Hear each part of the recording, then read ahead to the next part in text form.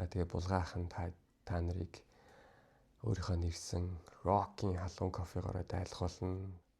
Монголын авто замчин залуучдын холбоо уушгаа байрлуулцгаая, уулан далхацгаая. 2026 оны 3 сарын 15-ны өглөөний 7 цагт уулзцгаая гэсэн пост харсан баг те. Тэгээд ирсэн хүмүүст 2026 оны гишүүнчлэлийн жилийн ирэх 50 хөнгөлөлттэй анхаарах зүйлс хоцролгүй ирсэн алхагчтай халуун кофе хүлээж байгаа.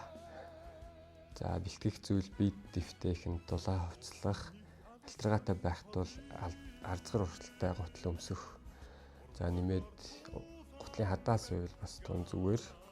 За хувийн бэлтгэл цэвэр ус эсвэл халуун бүлээн уух зүйл, өглөөний хөнгөн зууш.